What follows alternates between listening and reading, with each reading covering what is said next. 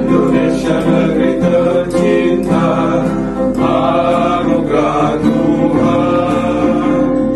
Kami pengusaha kontraktor, maju sejahtera, ciptakan peluang kerja, Apenas Jaya. Bangun negeri, satukan bangsa, demi Ibu Pertiwi. Jasa konstruksi Indonesia, maju-majulah. Jasa konstruksi Indonesia, hebat-hebatlah. Apenas, Apenas, Apenas, Apenas, sejahtera. Apenas, Apenas, Apenas, Apenas, untuk Indonesia. Tercinta, anugerah Tuhan. Kami pengusaha kontraktor, maju sejahtera, ciptakan peluang kerja, Apenas Jaya. Bangun negeri, satukan bangsa, demi Ibu Pertiwi. Jasa konstruksi Indonesia, maju-majulah. Jasa konstruksi Indonesia, hebat-hebatlah. Apenas, Apenas, Apenas, Apenas, sejahtera. Apenas, Apenas, Apenas, Apenas, untuk Indonesia.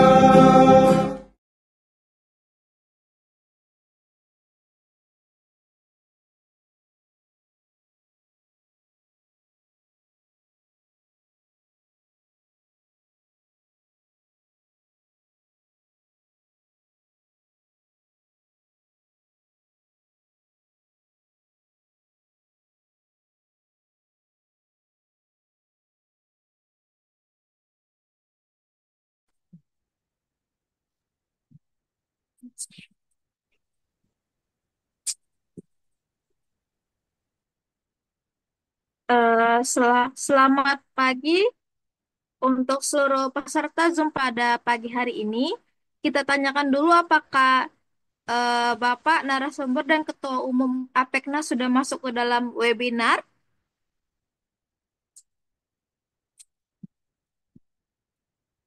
Selamat pagi Mbak Farah.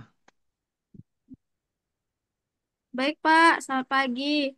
Untuk Bapak Alberto Pak, izin apakah sudah masuk? Halo, selamat pagi Mbak Farah. Sudah Mbak. Oke, boleh. Mungkin kita dapat mulai saja.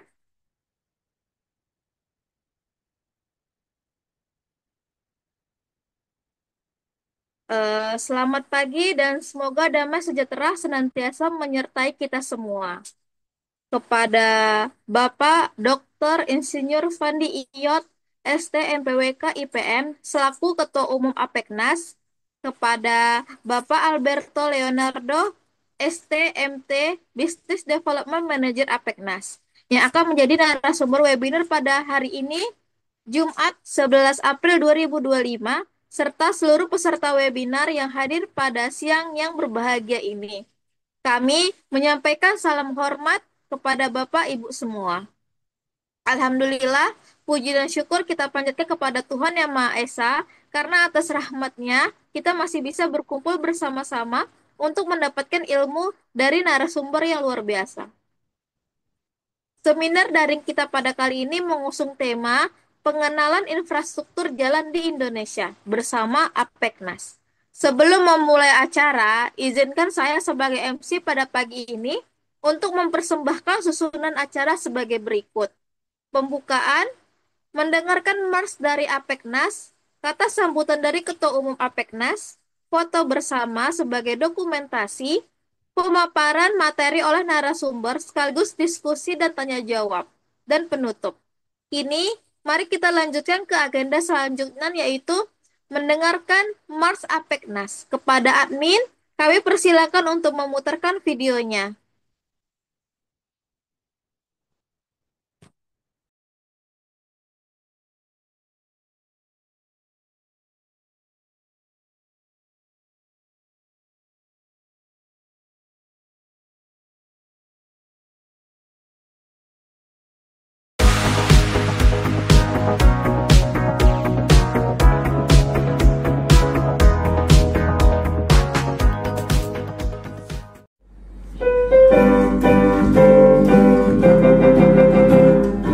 Indonesia negeri tercinta, anugerah Tuhan.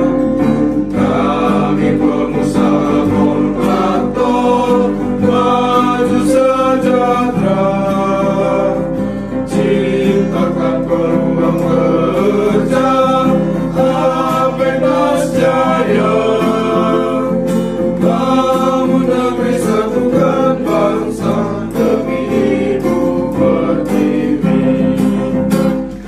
Jasa konstruksi Indonesia, maju majulah. Jasa konstruksi Indonesia, hebat hebatlah. Apenas, Apenas, Apenas, Apenas, sejahtera. Apenas, Apenas, Apenas, Apenas, untuk Indonesia. Tercinta, anugerah Tuhan. Kami pengusaha kontraktor, maju sejahtera, ciptakan peluang.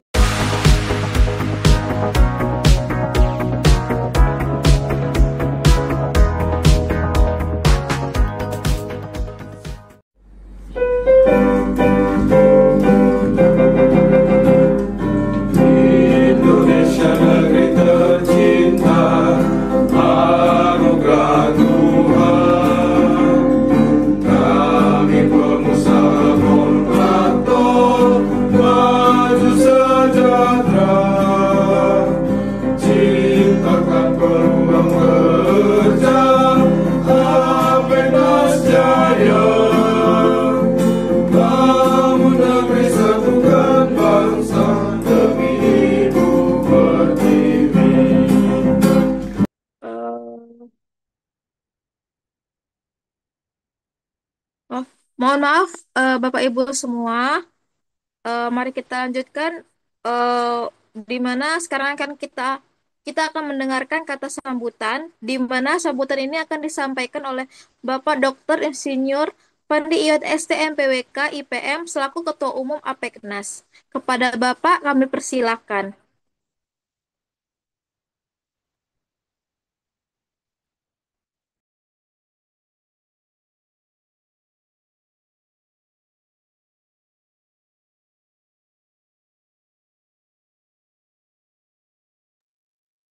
Sebentar Mbak Farah ya. Baik,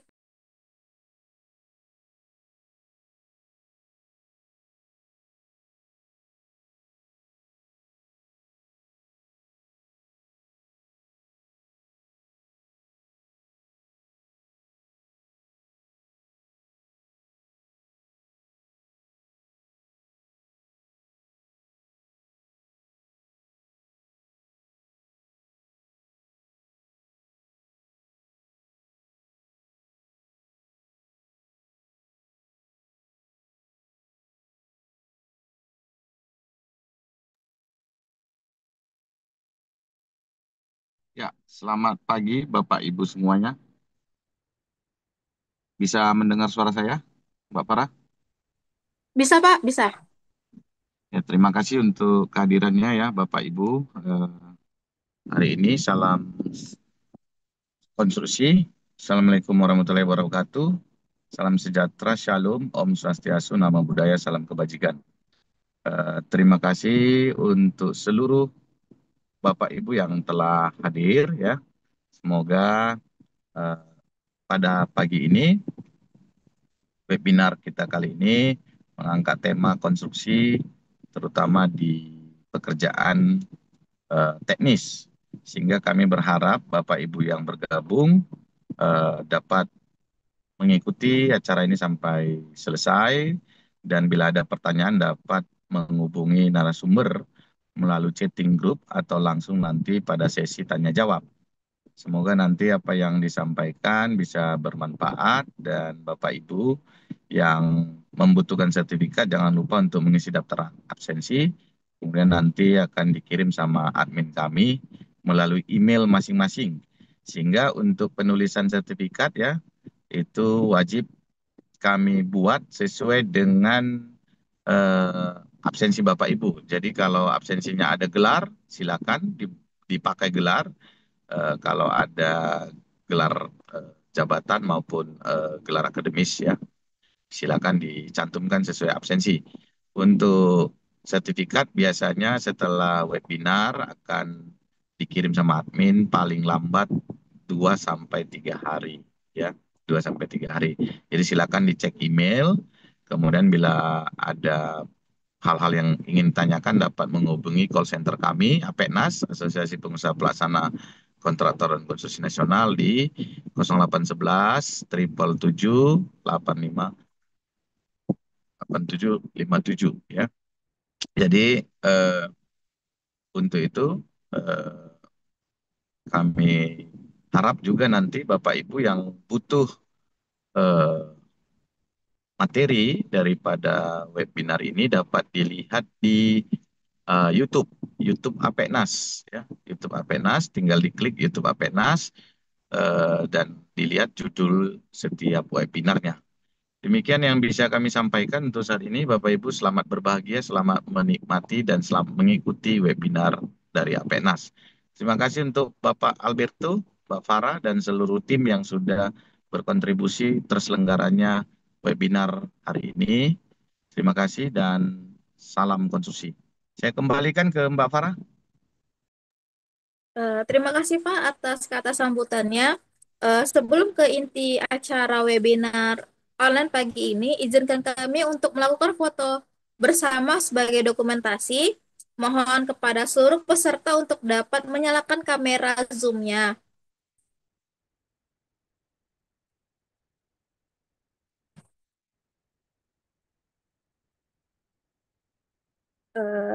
Kita hitung 1, 2, 3. Sebentar Bapak, tunggu.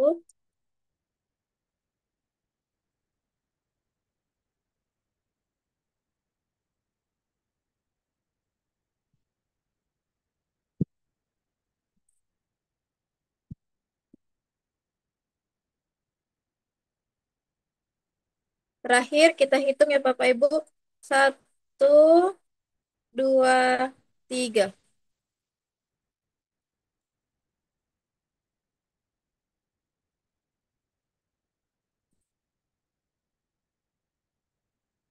Terima kasih kepada Bapak Ibu semua.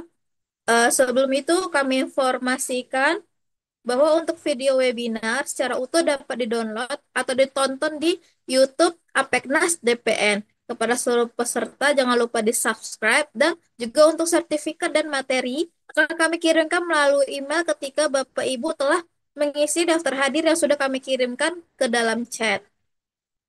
Selanjutnya, kita akan memasuki acara inti dari seminar online pagi ini, yaitu pemaparan materi oleh narasumber sekaligus diskusi dan sesi tanya jawab. Webinar ini akan dipandu oleh Bapak Alberto Leonardo, STMT, Business Development Manager Apeknas. Kepada Bapak kami persilakan.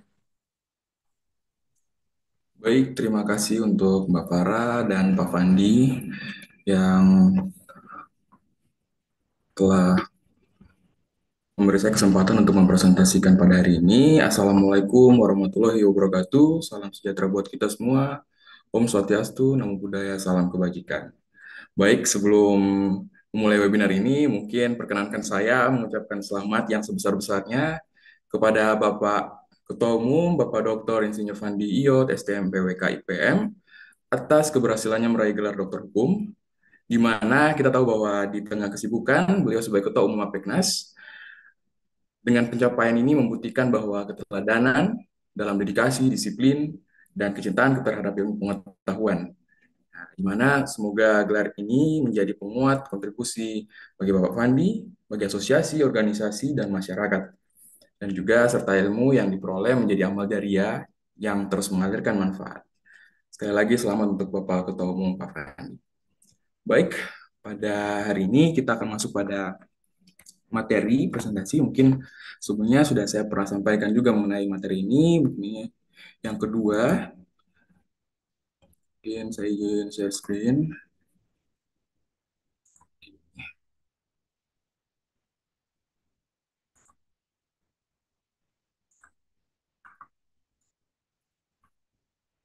Baik, kita akan masuk pada presentasi pada hari ini, yaitu pengenalan struktur perkesan jalan. Di sini saya mempresentasikan kita mengenalkan struktur perkesan jalan, jenis-jenis jalan yang ada di Indonesia, di mana ini secara umum untuk pengetahuan Bapak Ibu semua yang belum tahu atau ingin lebih mengetahui mengenai struktur perkesan jalan. Baik,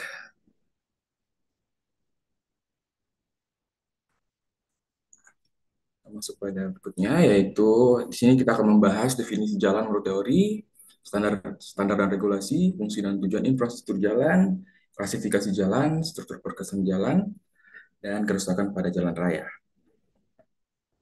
Baik.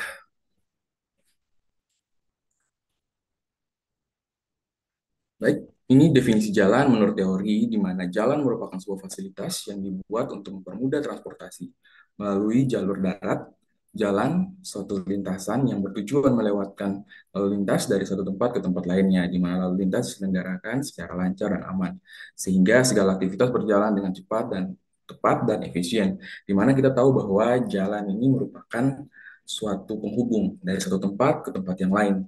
Dan juga kita tahu bahwa jalan ini merupakan suatu yang sangat mempengaruhi salah satunya kebutuhan ekonomi dan juga sangat mempengaruhi perkembangan suatu daerah gitu.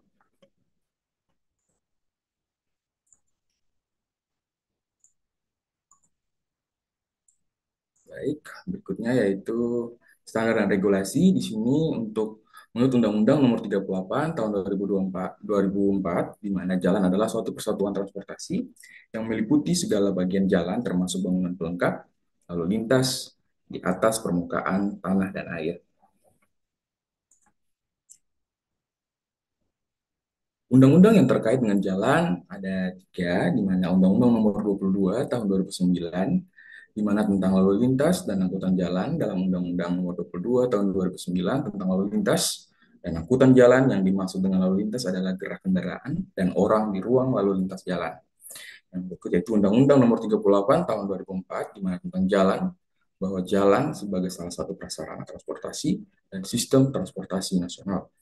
Yang berikutnya yaitu Undang-Undang Nomor 2 Tahun 2022, yaitu tentang perubahan kedua di atas Undang-Undang Nomor 38 Tahun 2004.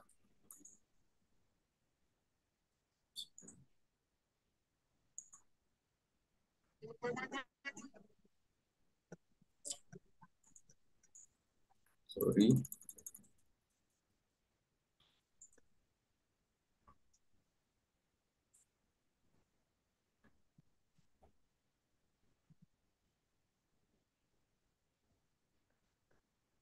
Berikut kita masuk pada fungsi dan tujuan infrastruktur jalan,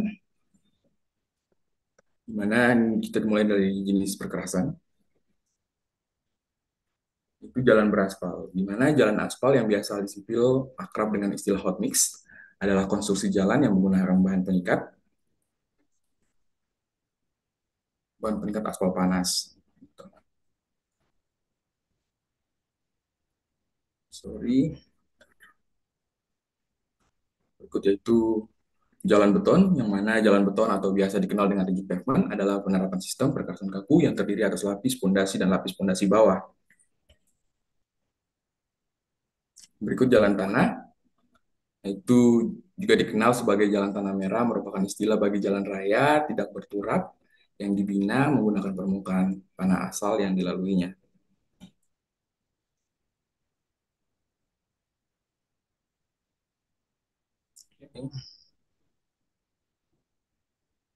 Lalu kita masuk pada klasifikasi jalan. Mungkin di sini saya akan tampilin video singkat mengenai klasifikasi jalan.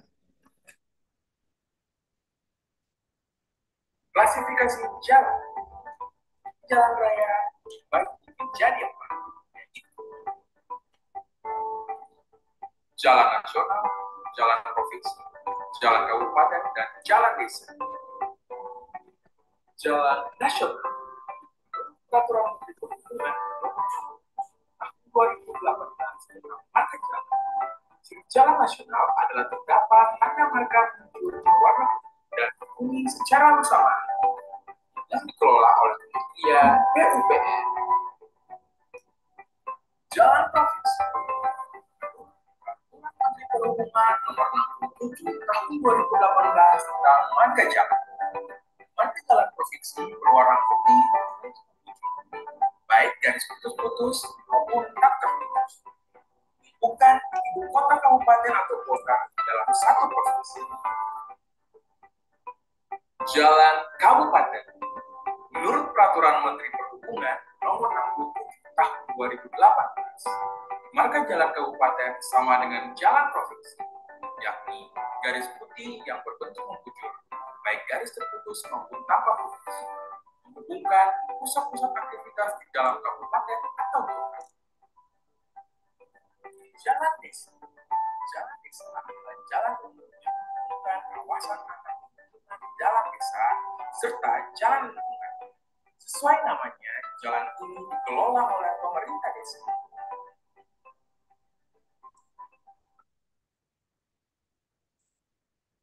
Oke, baik. Kita masuk pada struktur perkasan jalan, di mana ini flexible pavement, di mana yang tadi yang sudah pada slide berikut slide sebelumnya tentang lapisan beraspal.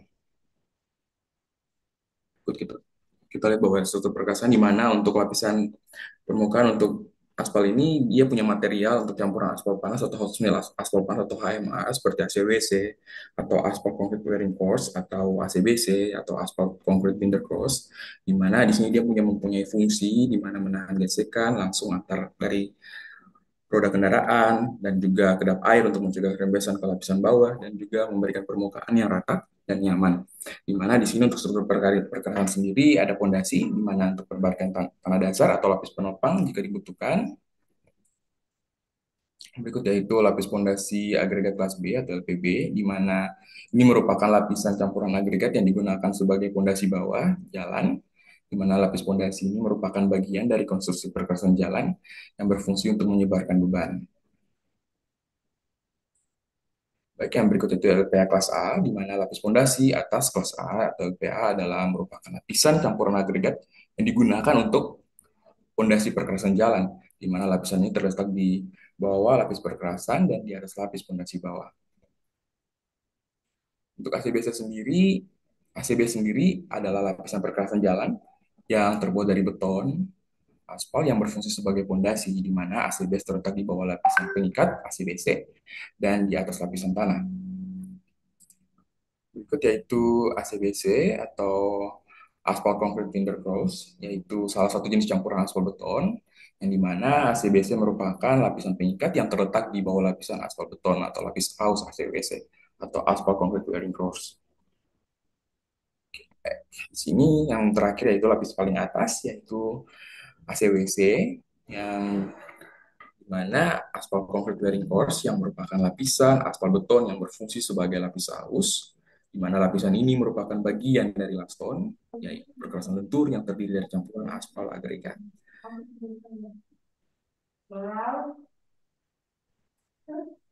Berikut, ini mungkin ilustrasi untuk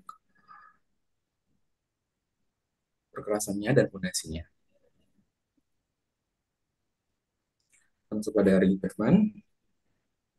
atau perkerasan kaku atau struktur untuk jalan beton, di mana untuk jalan beton ini mempunyai beton mutu tinggi yaitu dari K300 sampai K450 dengan campuran semen, agregat kasar, halus, dan air. Di mana untuk tebal tebal sendiri 15 sampai 30 cm tergantung dari beban lalu lintas. Di mana ini gambar ilustrasinya untuk fondasi, di mana perbaikan tanah dasar atau lapis penopang jika dibutuhkan. Berikutnya itu lapis drainase agregat kelas A atau lapis pondasi agregat kelas A atau LPA adalah lapisan pondasi yang terbuat dari campuran agregat dan material lain, di mana agregat drainase adalah material granular yang berasal dari endapan pasir, kerikil, atau batu, di mana agregat drainase bisa berupa agregat kasar atau agregat halus. Yaitu lapisan pondasi beton kurus atau LMC atau Land Concrete Soft Base adalah lapisan fondasi bawah yang dibuat dari beton kurus, di mana LMC ini merupakan bagian dari konstruksi perkerasan yang berfungsi sebagai lantai kerja sebelum perkerasan beton rigid, di mana LMC ini berfungsi sebagai mencegah air semen meresap ke lapisan bawahnya, menyebarkan beban roda, dan menghemat biaya konstruksi.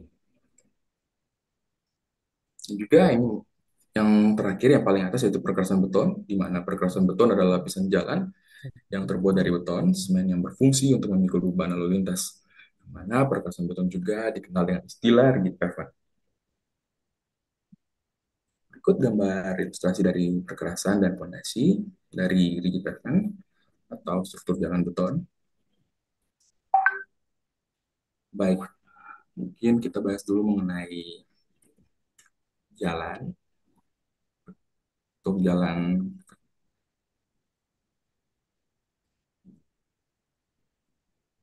beraspal dan jalan beton. Mungkin di sini saya menjelaskan mengenai jalan beraspal, di mana jalan beraspal sendiri adalah merupakan jalan dari campuran aspal panas atau hot mix, di mana hot mix aspal atau HMA seperti mungkin tadi sempat saya jelaskan bahwa ACBC atau aspal concrete wearing course atau ACBC, mungkin aspal concrete binder course, di mana untuk jalan beraspal sendiri dia mempunyai fungsi untuk menahan gesekan langsung dari roda kendaraan dan juga kedap air untuk mencegah rembesan ke lapisan bawah dan juga memberikan permukaan yang rata dan nyaman.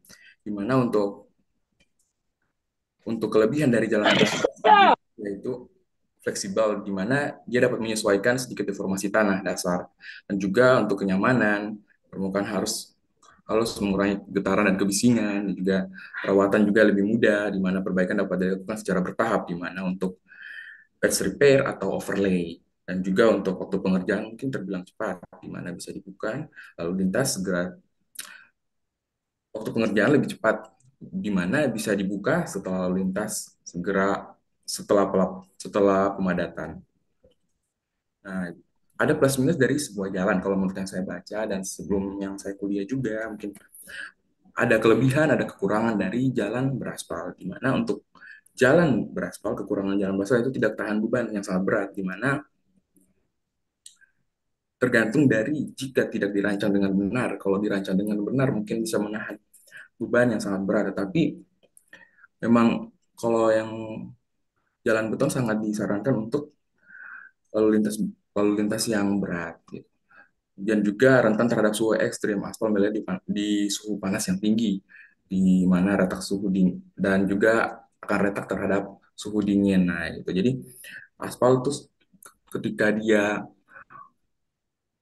kondisi dari suatu kota ketika dia merupakan panasnya sangat tinggi, maka aspal itu akan menjadi meleleh atau dia menjadi fleksibel. Nah, begitupun ketika suatu daerah dia mempunyai curah hujan yang tinggi sehingga mempengaruhi pada suhu udara yang ada pada kota tersebut, maka perkerasan aspal pun sangat berpengaruh. Dia menjadi kaku sehingga mudah terjadi retak.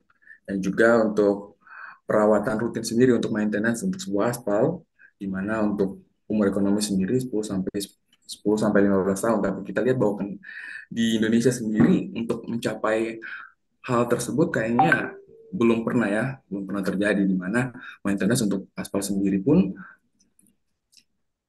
terbilang cukup cepat, ada pun yang nggak sampai setahun sudah harus maintenance lagi. Tapi tergantung juga dari yang tadi saya bilang bahwa jika tidak dirancang dengan benar maka akan terjadi hal-hal tersebut. Tetapi jika dirancang dengan benar maka mungkin akan meminimalisir hal tersebut untuk maintenance-nya yang bisa jangkanya lebih panjang. Mungkin seperti itu. Baik. Jadi untuk jenis campuran juga untuk mungkin nanti akan mungkin saya mungkin rencana mungkin kalau bisa nanti ada webinar berikutnya untuk menjelaskan lebih rinci lagi mengenai jalan beraspal yang dimana untuk karakteristik dan penggunaannya sendiri. Mungkin seperti itu.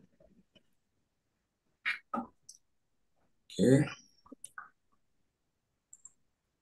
Berikutnya yaitu jalan jalan beton, di mana untuk tadi sempat saya sampaikan di paparan sebelumnya bahwa jalan beton ini material beton yang untuk tinggi, di mana betonnya yaitu K300 sampai K450 di mana dengan campuran semen, agregat kasar, halus, dan air. Di mana untuk tebal sendiri dari pergerasan beton yaitu 15 sampai 30 cm tergantung daripada beban lalu lintas yang dilalui seperti itu. Nah, di mana fungsi dari fungsi dari material tersebut yang beton tinggi dari K300 sampai K450 itu untuk menahan beban langsung dari kendaraan dan juga mendistribusikan beban ke arah yang lebih luas. Gitu. Seperti itu. Dan juga ini kelebihan dari jalan beton, yaitu tahan beban berat, di mana cocok untuk jalan tol, pelabuhan, dan bandara. Mungkin kita bisa lihat seperti itu. Dan juga daya tahan yang panjang, di mana untuk maintenance-nya sendiri 20 sampai 40 tahun dengan perawatan yang minimal. Nah, seperti itu kita mungkin lihat bahwa jalan-jalan tol yang memang di Indonesia pun kebanyakan udah rigid pavement seperti itu. Dan juga untuk perkerasan beton ini juga tahan terhadap panas. Mungkin untuk terhadap cuaca ekstrim sih lebih tepatnya. Jadi tidak meleleh seperti aspal ketika panas, mungkin seperti itu. Dan juga untuk biaya perawatan sendiri mungkin terbilang rendah. Mungkin untuk biayanya mungkin sedikit mahal ya untuk pembuatan jalan beton atau rigid pavement, tapi untuk maintenance-nya, untuk perawatannya juga tidak perlu yang kita overlay rutin seperti jalan aspal, mungkin seperti itu. Nah, dan juga selain kelebihan dari jalan beton, ada kekurangan dari jalan beton. Nah, nah, yang tadi saya bilang bahwa biaya awal mungkin lebih mahal untuk kebutuhan material dan proses yang lebih kompleks. Itu sangat yang kita tahu bahwa memang sangat mahal untuk kebutuhan untuk biaya awal gitu. Dan juga untuk waktu pengerjaan lebih lama, di mana kita di sana perlu kuring beton 14 sampai 28 hari, mungkin seperti itu. Beda sama yang aspal, di mana setelah penghamparan bisa langsung digunakan, seperti itu. Dan juga untuk perbaikan mungkin kelemahan dari ini perbaikannya mungkin bisa kalau semisal itu kan jalan beton itu kan per panel atau kotak-kotak saat pengecorannya. Nah, itu jika retak mungkin harus diganti seluruhnya, tapi untuk seluruh panelnya mungkin hal kayak gitu maintenance yang itu memang sedikit menjadi kekurangan dari jalan beton. Mungkin seperti itu. Mungkin jalan beton sendiri mungkin nanti saya akan jelasin lebih rinci lagi di mungkin webinar berikutnya, mungkin tentang jenis jalan beton yang dimana ada beton konvensional, ada beton bertulang, dan juga beton kontinu, seperti itu. Dan juga mungkin ada masalah-masalah yang ada pada jalan beton, seperti itu. Baik. Masuk pada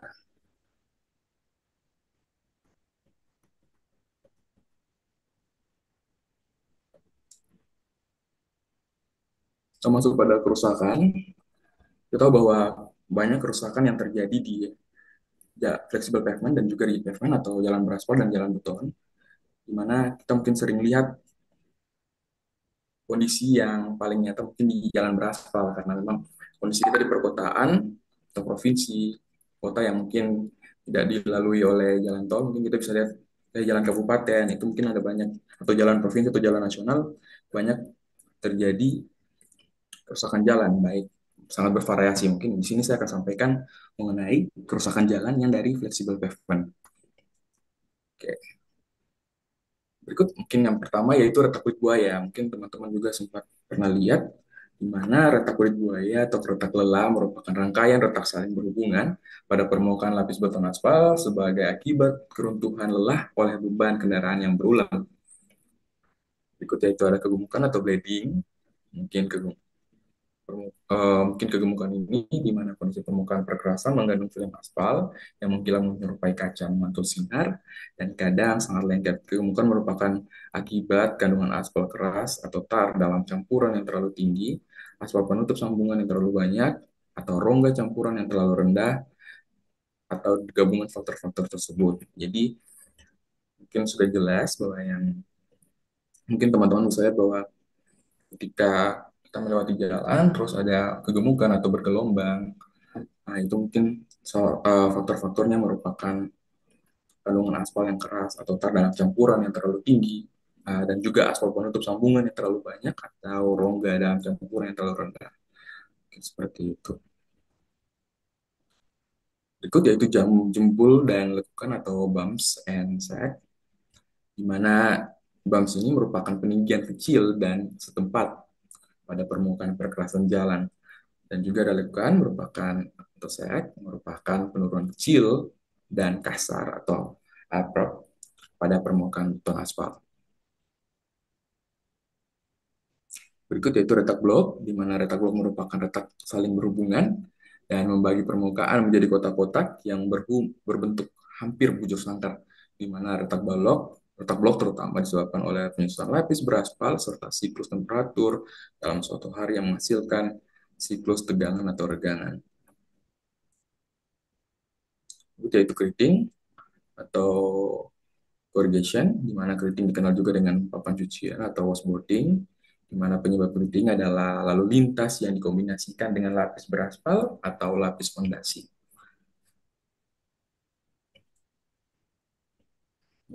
Yang berikut yaitu ambles atau depresi atau depression, di mana ini merupakan kondisi pada suatu lokasi elevasi permukaan perkerasan yang dimana lebih rendah dari permukaan perkerasan di sekitarnya, di mana ambles atau depresi akibatkan penurunan tanah atau sebagai akibat pelaksanaan yang tidak semestinya, di mana ambles atau depresi dapat menimbulkan ketidakrataan dan ketika cukup dalam serta tergenang air dapat menimbulkan hydroplaning. Nah, di mana di sini penurunan tanah berarti saat awal pertama kita membuat atau perencanaan pembuatan infrastruktur jalan, berarti hal yang pertama adalah kita mengecek kondisi jalan, di mana kondisi jalan sangat berpengaruh untuk perkerasan bagian atas. Di mana ketika perkerasan bagian tanah dasar sendiri tidak stabil, maka akan berpengaruh saat perkerasan aspal nanti berdiri, mungkin seperti itu. Berikut yaitu retak tepi atau ice cracking, di mana retak tepi merupakan retak yang sejajar dengan tepi perkerasan dan biasanya terjadi sekitar 0,3 meter sampai 0,5 meter, di mana 1 feet sampai 1,5 feet dari tepi luar perkerasan. Retak tepi diperparah oleh beban kendaraan dan dapat ditimbulkan oleh pelemahan lapis fondasi atas atau tanah.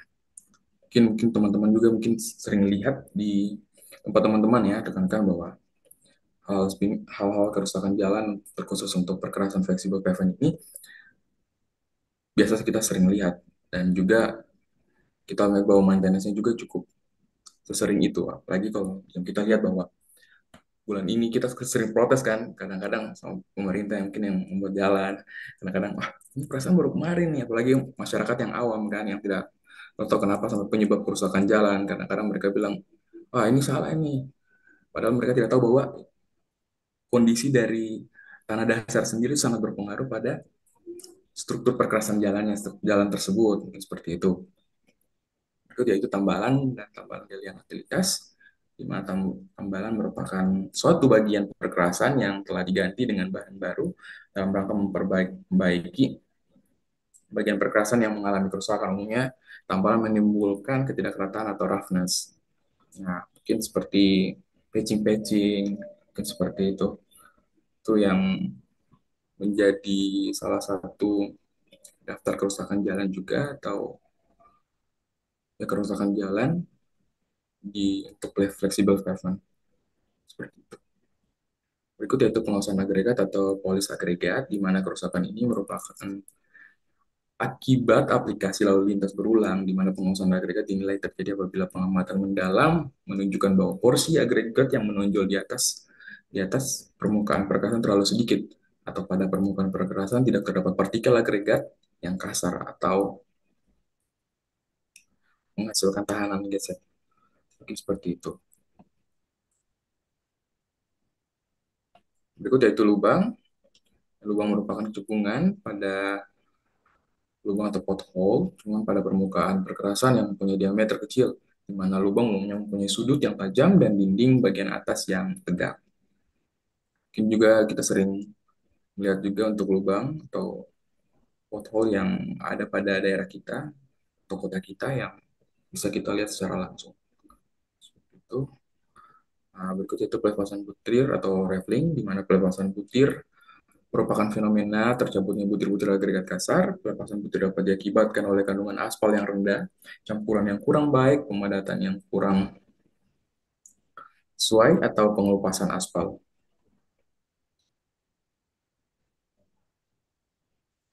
Kita masuk pada rigid pavement.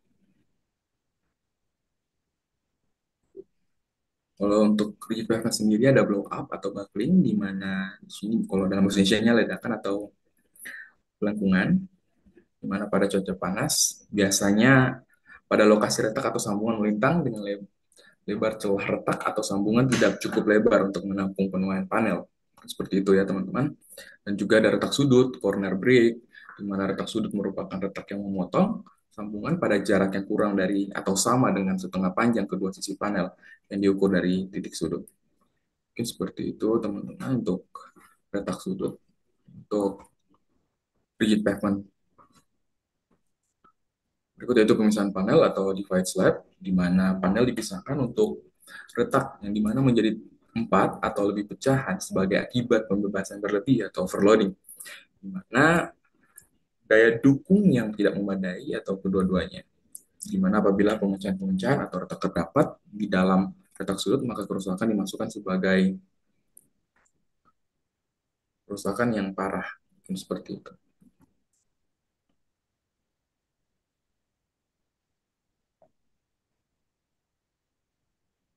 Yang berikut yaitu retak keawetan atau durability cracking, di mana retak durability cracking ini disebabkan oleh pemuaian agregat besar akibat pembekuan atau pencairan atau freeze-thaw, sehingga secara perlahan-lahan memecahkan beton, di mana sesuai dengan berjalannya waktu, di mana kerusakan tersebut biasanya muncul pada saat retak yang berpola merambah sejajar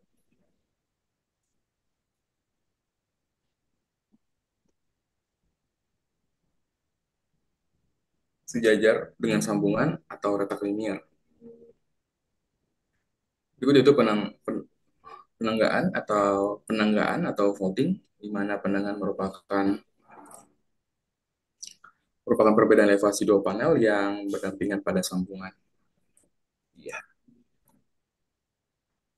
baik, mungkin itu saja presentasi dari saya. Mungkin di sini saya mempresentasikan untuk perkasan jalan secara umum dan pengenalan jalan secara umum. Mungkin nanti ya pada webinar berikutnya mungkin saya akan menampilkan secara rinci lagi mengenai perkerasan beton dan jenis-jenis perkerasan beton apa aja, terus perkerasan fleksibel pavement dan yang banyak seperti apa, seperti kita tahu bahwa perkerasan itu ada ACWC, ACBS, kira-kira seperti apa untuk fleksibel pavement itu dia sendiri terjadi, dibuat untuk jalan seperti apa, untuk jalan kabupaten, jalan kota, jalan provinsi, atau apa, seperti itu.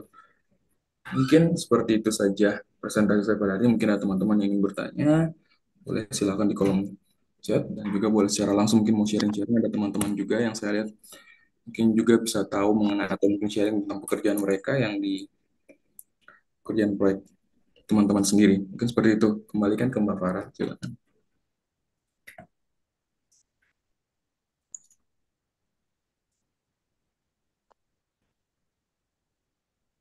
Terima kasih Pak atas pemaparannya. Di mana sekarang kita masuk ke sesi tanya jawab. Bagi Bapak Ibu yang ingin bertanya, dapat langsung bertanya atau dari dalam kolom chat ya. Kami persilahkan.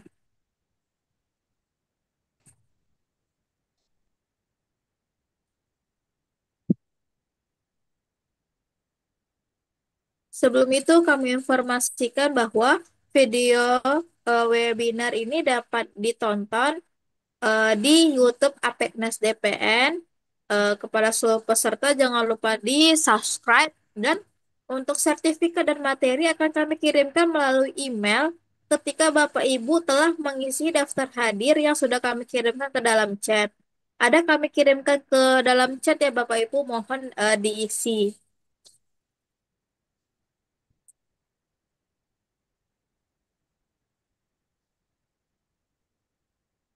Bapak Ibu yang ingin bertanya dapat langsung bertanya atau di kolom chat ya. Kami persilakan.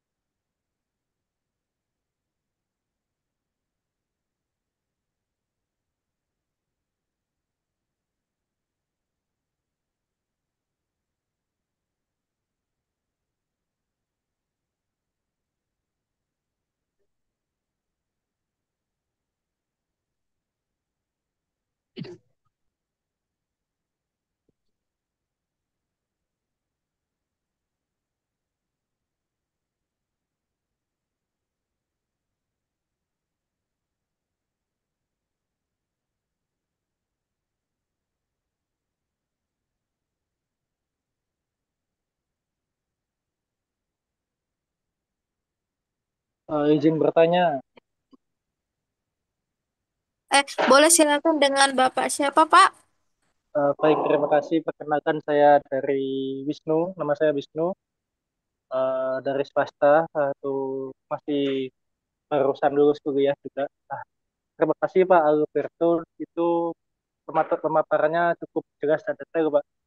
Nah, saya ingin bertanya Pak, tadi kan juga dijelaskan beberapa jenis kerusakan pada perkerasan baik itu fleksibel pavement aspal maupun rigid pavement beton. Nah, tadi juga dijelaskan beberapa potensi yang bisa menyebabkan kerusakannya. Sekarang saya pertanyaannya adalah bagaimana kita mengatasi atau mengantisipasi kerusakan itu jika terjadi pada lapisan di bawah perkerasannya, Pak. Mungkin di tanah dasarnya atau di lapisan atau ada metode treatment lainnya seperti penggunaan material tambahan ataupun saat pelaksanaannya baik pada saat perencanaan maupun saat pelaksanaan. Mungkin seperti itu Pak Alberto. Terima kasih.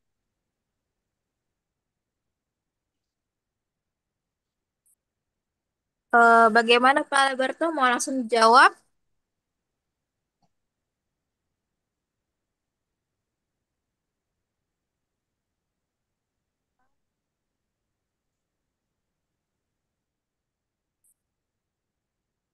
Boleh mungkin ada pertanyaan lagi nggak Mbak? Biar sekalian mungkin saya jawab. Boleh kita tumpang dulu pertanyaannya. Ini ada dari kolom chat ya, Pak. Oke. Mana dari M. Arya Reski izin bertanya, apakah pengguna paving block sebagai tambalan aspal berlobang itu sesuai standar? Karena di jalanan Kota Makassar banyak menambal dengan paving block. Oke, oke, oke. Siap, siap, siap. Saya coba menjawab ya, Mbak. Baik, Pak, boleh silakan.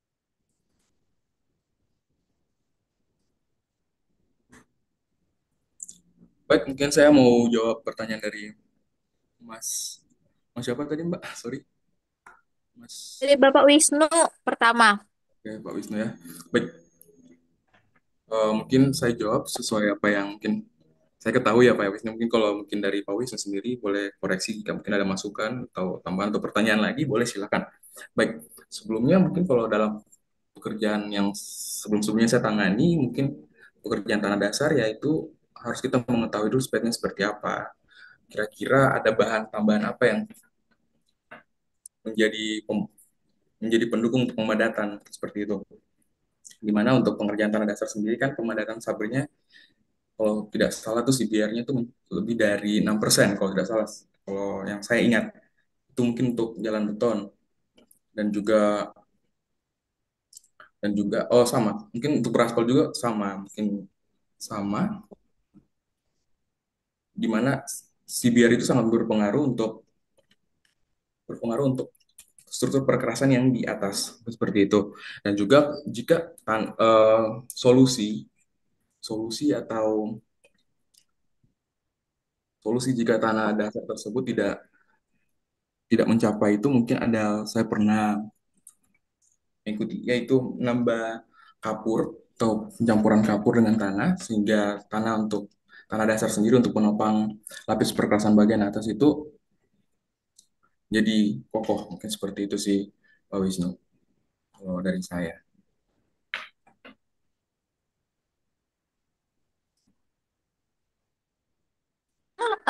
Pak Wisnu, Baik, terima kasih Pak Alberto. Izin komunikasi dua arah Pak ya. Nilai CBR ini kan biasanya dipakai ketika untuk perkerasan tanah dasar Pak. Ini saya juga mengutip dari salah satu tugas akhir saya Pak, karena emang perbaikan tanah kemarin. Dia emang kemarin kendalanya itu tanah lunak namun di kedalaman yang cukup dalam. Jadi beberapa treatment yang dipakai ketika kondisi itu, terutama pada tanah-tanah lempung Pak ya, yang memang mengandung kandungan air, itu biasanya pakai PVD ataupun stone column Mbak. Nah, tapi ketika dia penggunaannya pada tanah dasar yang memang tidak terlalu dalam, mungkin 1 meter, 2 meter dari muka tanah, itu baru bisa kita mengujinya dengan CBR, nah mungkin dicampur dengan kapur, semen, ataupun penggunaan geosintetik. Mungkin gitu Pak ya tambahannya. Oke, oke, baik, baik. Mungkin nanti kita coba saling sharing sih, Pak Wisnu. Boleh. Siap Pak, siap Pak. Oke, oke, Terima biar kasih kita ya saling Pak bahas. Alberto. Oke, Pak Wisnu, terima kasih, Pak Wisnu. Siap. Thank you, Pak Wisnu.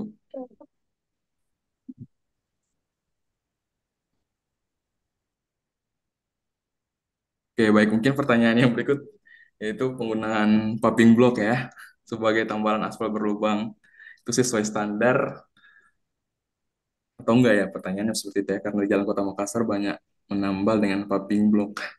Oke, ini mungkin bagi saya sih baru dengar juga paving block paling tidak kalau jalan seutuhnya kebanyakan kan paving block.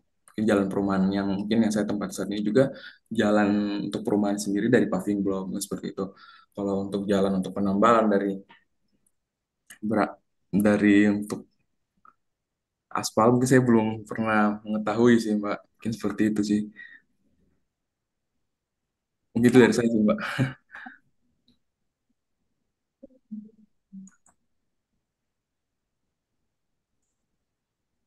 yang pengguna paving block itu ya Pak?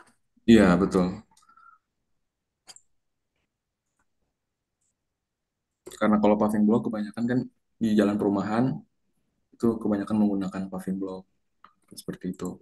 Tapi kalau Oh untuk berarti, jalan umum itu uh-uh. tergantung jalan umumnya dilalui lalu lintas berat atau mungkin sedang, mungkin boleh saja. Tetapi kalau untuk lalu lintas berat mungkin saya tidak sarankan untuk pakai paving block mungkin seperti itu.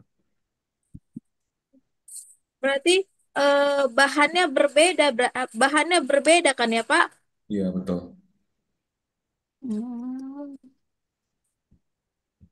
Ah, terus ah, Ya ya mungkin ini ada juga nih mungkin ada juga masyarakat mungkin ya yang mungkin masyarakat yang pengen ngisi lubangnya karena mungkin lubangnya dalam gitu dan juga banyak kecelakaan. Mungkin ada salah satu rekan saya mungkin yang juga di Makassar mungkin kasih masukan seperti itu. baik. Ada lagi Bapak Ibu yang ingin bertanya? Kami ingatkan kembali ya Bapak Ibu bahwa materi dan sertifikat akan kami kirimkan ke email yang Bapak daftarkan eh, di daftar hadir kami, link daftar hadir. Jadi di situ akan kami kirimkan.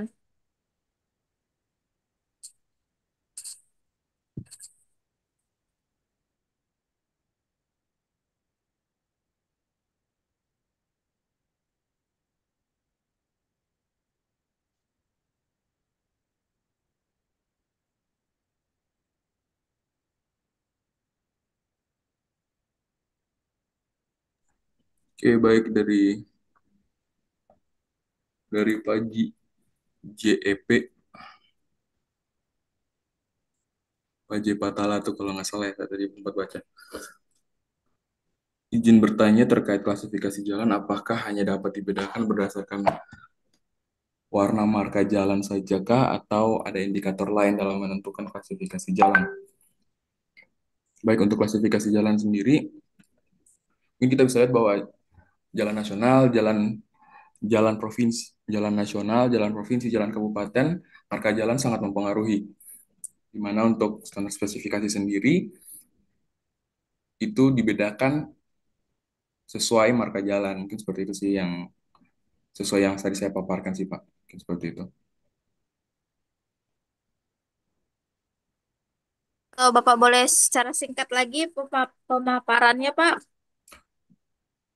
Baik, untuk jalan sendiri klasifikasinya itu berdasarkan mungkin ketika Bapak ke Jawa, mungkin Bapak melihat jalan provinsi, jalan nasional, dan jalan kabupaten, marka jalan itu sangat mempengaruhi dalam menentukan suatu kualifikasi atau klasifikasi jalan. Mungkin seperti itu, Pak.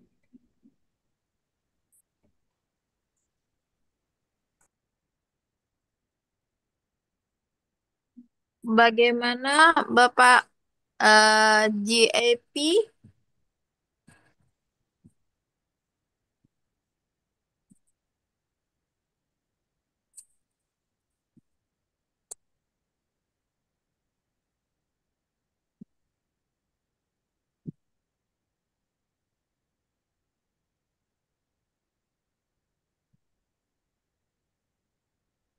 Boleh ya Bapak Ibu, jika ada yang ingin bertanya lagi dapat langsung bertanya.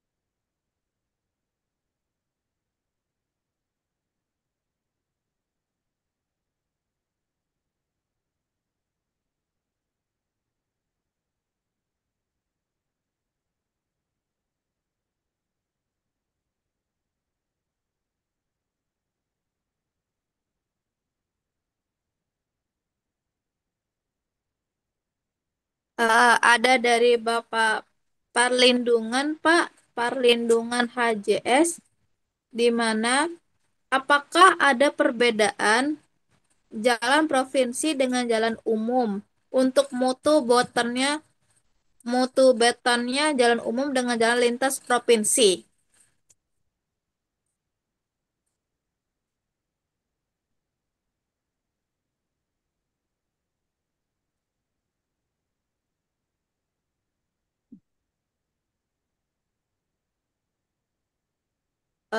Lalu ada satu lagi Bapak dari oh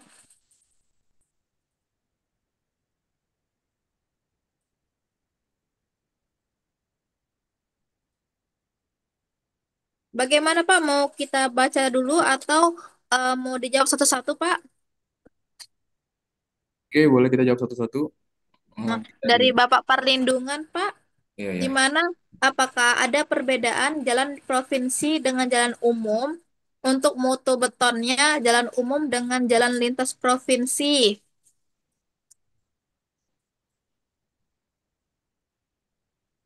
Oke, oke, oke.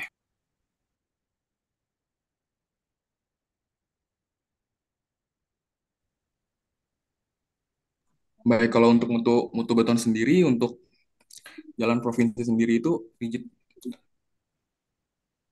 Eh, Kalau yang saya baca itu untuk jalan provinsi sendiri biasanya mutunya tuh K350 untuk jalan provinsi. Sedangkan untuk jalan nasional itu biasa mutu betonnya pasti lebih tinggi, di mana K3400 seperti untuk jalan tol, dan juga mungkin beda-beda, mungkin seperti itu. Ya, mungkin kesimpulannya mungkin jalan provinsi di K300 untuk mutu betonnya, terus jalan nasional atau jalan provinsi kayak jalan tol itu K400, dan juga untuk jalan desa itu biasa K225, mungkin seperti itu untuk mutu betonnya. Berarti ketebalannya berarti ya Pak, lebih ke ketebalannya ya. Eh, Lebih ke kekuatan sih Mbak, lebih tepatnya kekuatan. Lalu bagaimana dengan Pak perlindungan? Apakah ada lagi yang ingin atau kita lanjut lagi untuk pertanyaan selanjutnya dari Ruciat Suwandana.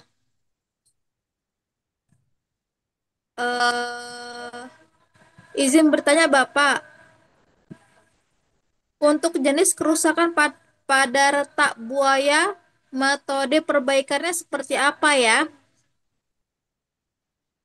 Baik, biasa kalau untuk metode perbaikan sendiri kita evaluasi kerusakan dulu, di mana kerusakan itu biasa kedalaman retak, di mana apakah hanya di permukaan atau hingga ke lapis pondasi. Nah, mungkin seperti itu. Dan kita juga lihat bahwa ada atau tidaknya deformasi atau amblas atau bergelombang. Mungkin seperti itu kita lihat dulu. Dan juga mungkin untuk metode perbaikan untuk retak buaya ini biasa itu patching aspal atau hot hot atau cold mix gitu. Mungkin seperti itu. Biasa untuk patching aspal, mungkin kita patching.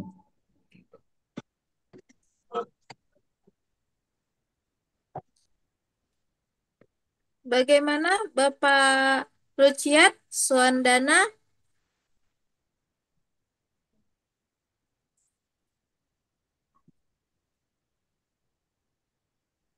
Ah, atau mungkin kita lanjut lagi untuk pertanyaan dari Pak M. Arya Rizky, di mana izin bertanya, apakah penggunaan jalan beton yang dilapiskan paling atas memakai aspal itu lebih tahan lama dibanding beton saja?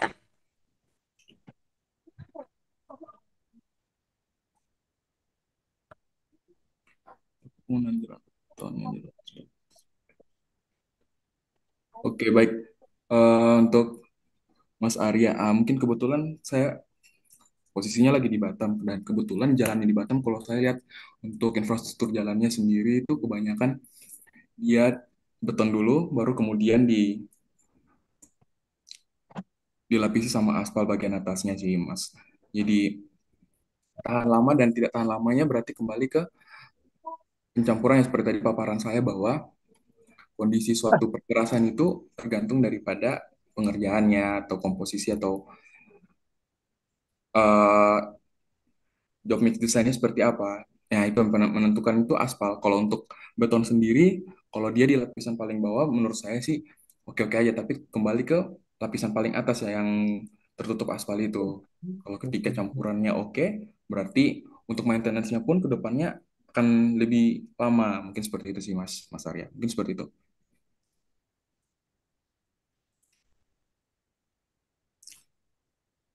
Jadi untuk berarti aspal ya Pak biasa ya Pak? Iya, betul. Ini saya jawab, Mas Arya punya pertanyaan. Kalau Mas Rudi itu kan pergundangan ya, kalau nggak salah ya.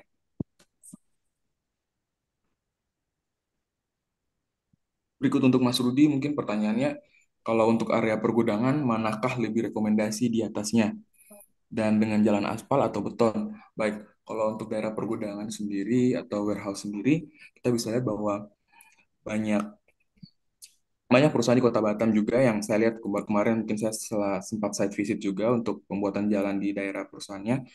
Ada juga yang mereka menggunakan aspal, beton, tergantung dari lalu lintas yang atau mobilisasi yang terjadi di warehouse tersebut. Kalau mobilisasinya tidak terlalu yang, kalau semisal gudangnya besar dan mobilisasinya tinggi, sebenarnya untuk aspal sendiri tidak jadi masalah. Seperti itu, tergantung daripada masing-masing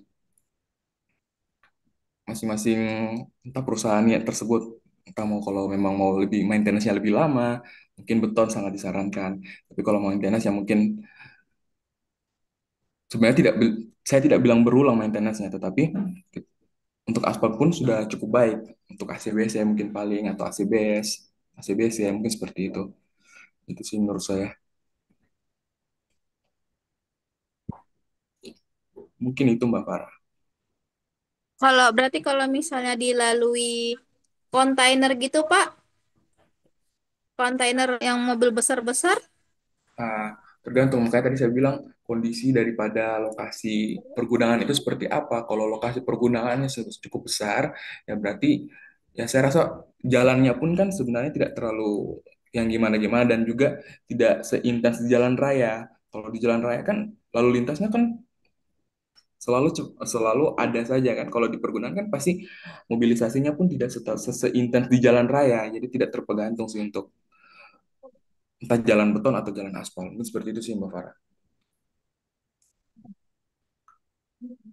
baik, Pak. Ada lagi yang Bapak Ibu yang ingin bertanya? Karena ternyata sebentar lagi mau sholat Jumat ya. Oh, ada lagi nih. Jadi ada dari Dinner Erson Riyandi. Di mana izin bertanya untuk struktur tanah dasar badan jalan yang merupakan tanah ekspansif, kira-kira jenis pengerasannya apa yang perlu dilaksanakan di atasnya? Apakah cukup pengerasannya berbutir seperti LPB dan LPA atau perlu pengerasan dengan bahan semen atau langsung dengan cor beton?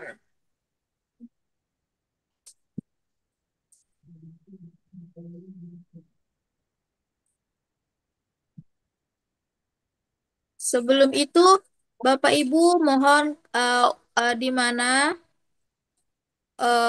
sertifikat dan materi akan kami kirimkan melalui email ketika Bapak Ibu telah mengisi daftar hadir yang sudah kami kirimkan di dalam chat ya Bapak Ibu.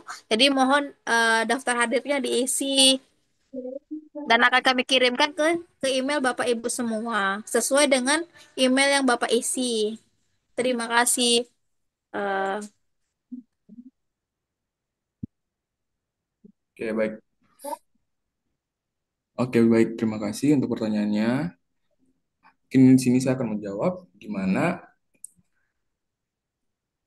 kita melakukan evaluasi awal dulu. Gimana kita melakukan evaluasi awal ini, di mana uji potensi pengembangan, di mana kita lakukan uji laboratorium dulu, mungkin seperti Visual Index atau FSI, uh, atau CBR saat kondisi jenuh, kira-kira seperti apa, di mana untuk kita mengetahui tingkat dari ekspansivitas tanah. Seperti itu. Kemudian kita melakukan perbaikan tanah dasar atau subgrade treatment, di mana kita melakukan stabilisasi dengan kapur atau semen.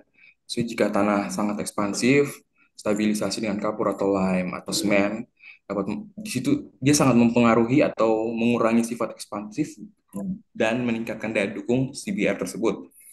Nah, seperti itu. Dan juga kalau untuk pilihan perkerasan sendiri mungkin kita dapat dari lapis pondasi bawah atau LPB dan lapis pondasi atas atau LPA mungkin kita dapat digunakan jika tanah dasar sudah distabilisasi dan potensi pengembangan mungkin minimal. Dan juga untuk material LPB atau LPA harus mungkin berupa agregat yang berkualitas tinggi, di mana gradasi baik, rendah kandungan finance untuk mengurangi retensi air seperti itu. Dan juga mungkin kita tambahkan geotextile atau geomembran sebagai penghalang kapiler air seperti itu. Kalau mungkin saya sempat bayar seperti itu. Dan juga tapi untuk kekurangan sendiri mungkin resiko deformasi jika tanah dasar masih aktif akan mengembang seperti itu. Dan juga jika dia perkerasan kaku mungkin untuk rigid beton mungkin lebih tahan terhadap pengaruh tanah ekspansif karena kekuatan beton itu dia sangat sangat karena kekuatan beton itu sangat untuk mendistribusikan bahan secara merata. Jadi dia sangat merata untuk mendistribusikan beban gitu mungkin seperti itu.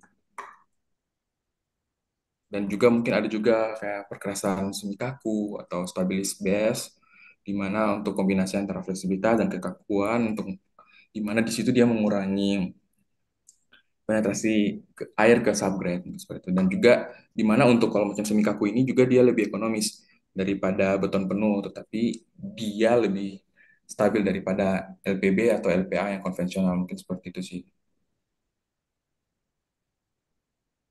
Jadi mungkin jadi mungkin kalau hanya LPB atau LPA yang untuk perkerasan berbutir tidak cukup untuk tanah ekspansif tanpa stabilitas stabil dan drainase yang memadai.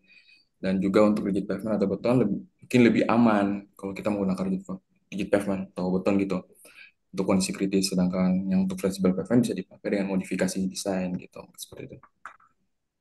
Mungkin seperti itu sih Mbak Farah.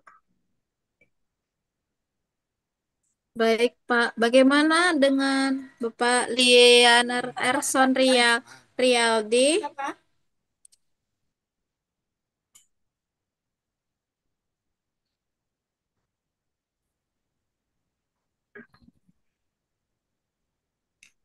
Mungkin kita lanjut dulu pertanyaan selanjutnya dari Bapak Andre Tamaela. Izin bertanya, Pak, pada proyek jalan yang perencanaan tidak disertai penyelidikan tanah dan hanya memuat gambar rencana ketebalan perkerasan, apakah uji CBR tetap perlu dilakukan di lapangan? Dan pengujian CBR yang harus dilakukan apakah pada tanah dasarnya saja, timbunan pilihan di atas tanah dasar atau langsung pada LPA-nya? Mengingat dalam kontrak tidak terdapat item uji CBR. Bagaimana solusi yang dapat ditempuh? Ya, baik. Baik, Pak Andre, mungkin bagi saya penyelidikan CBR itu sangat penting karena itu sangat berpengaruh ke jangka panjang untuk maintenance perkerasan ke depan. Jadi kalau semisal kalau kita tidak uji CBR, kita tidak akan tahu bahwa ke depan kondisi jalan atau infrastruktur jalan ke depan ketika kita bangun kondisinya seperti apa. Jangan sampai ketika kita bangun tidak lama kita harus maintenance lagi gitu. Apalagi kalau kita tahu bahwa maintenance-nya itu harus jangkanya panjang. Memang tidak sepanjang jalan rigid pavement, tapi paling tidak kita meminimalisir untuk maintenance yang jangka waktunya pendek. Mungkin seperti itu, Pak Andre. Jadi bagi saya sih, kalau kita lihat kondisi tanah di lapangan harus untuk uji CBR, ya harus kita uji. Mungkin seperti itu. Mungkin kita bisa konsul sama entah pemerintah yang punya proyek atau ya pemerintah kemarin yang punya proyek ya. Jadi mungkin pemerintah atau perusahaan yang menangani proyek tersebut untuk melakukan uji CBR. Seperti itu dari saya.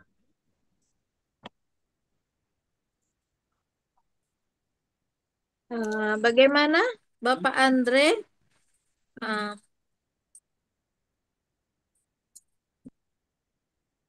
oke, mungkin kita lanjut lagi untuk pertanyaan selanjutnya dari Ibu Ida Lestari. Biasanya dalam pengecoran ada saat pengambilan sampel. Pertanyaan saya, saat pengujian tekan beton, misal umur 7 hari, tekan betonnya tidak memenuhi. Kira-kira apa yang harus kami lakukan sementara beton sudah tercor? Ini sering terjadi di lapangan dan bagaimana proses bayarnya?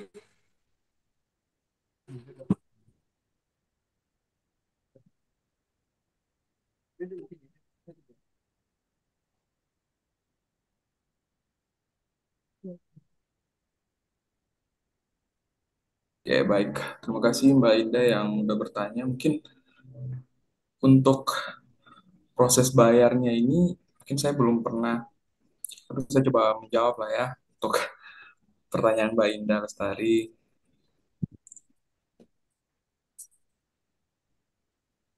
Jadi di sini paling tidak sebuah kita melakukan dari pihak kontraktor sendiri harus melakukan atau mengajukan laporan investigasi mungkin seperti itu atau mungkin dengan ditambah dengan metode perbaikan ke konsultan atau owner di mana harus menerima catatan dengan baik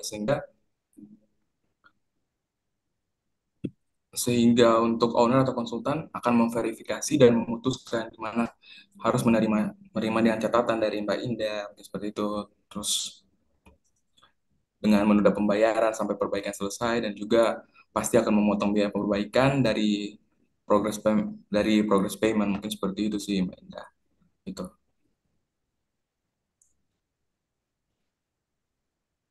Mungkin kalau yang saya bisa jawab ini seperti itu sih. Biasa klausul kontrak dulu biasanya diatur dalam spesifikasi teknis atau FIDIK yang dimana umumnya jika beton beton gagal uji ya berarti harus dibongkar. Dimana biaya perbaikan pasti ditanggung kontraktor seperti itu. Juga jika masih bisa digunakan dengan toleransi, berarti pembayaran progres bisa diterima, tetapi mungkin dikenakan potongan atau penalti, mungkin seperti itu. Dan juga jika kegagalan karena kesalahan lab atau owner, berarti kontraktor dari kontraktor sendiri bisa mengajukan klaim, mungkin seperti itu. Jadi mungkin kalau untuk kita pencegahan di masa depan atau macam kita udah mengalami proses seperti hal yang Mbak Indah bilang, berarti ya harus dari kita sendiri menyediakan quality control yang ketat, di mana uji selam dan suhu beton sebelum pengecoran, dan juga mungkin kita ambil sampel kubus beton dengan prosedur standar yang mungkin standar ASTM atau C31 atau ya C31 kalau tidak salah, dan juga mungkin kita coring optimal gitu. Mungkin kita gunakan coring kompon atau basahi beton minimal 7 hari yang seperti tadi. Dan juga mungkin kita rekalibrasi alat dulu. Mungkin. Jadi kita pastikan bahwa mesin uji tekan di lab itu terkalibrasi. Mungkin seperti itu. Gitu sih mungkin itu dari saya, mungkin ada masukan lagi dari Mbak Indah atau mungkin ada pertanyaan lagi, boleh silakan.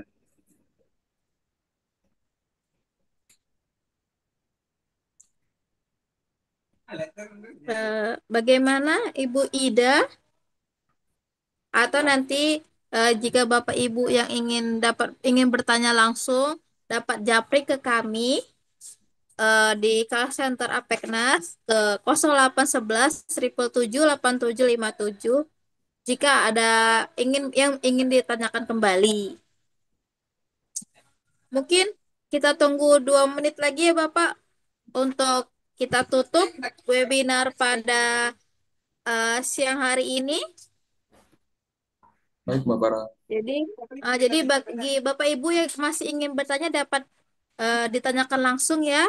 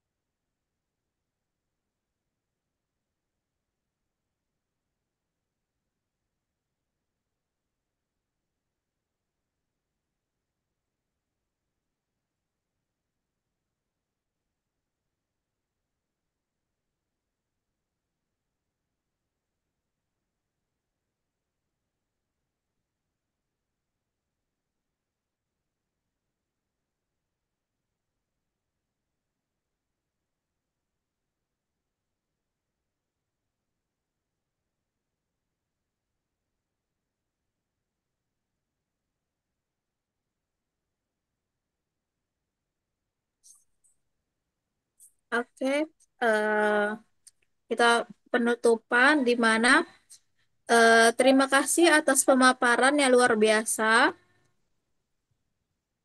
di mana pemaparan dan diskusi tadi memberikan wawasan yang sangat berharga yang dapat diaplikasikan ke dalam dunia konstruksi maupun dunia di masyarakat.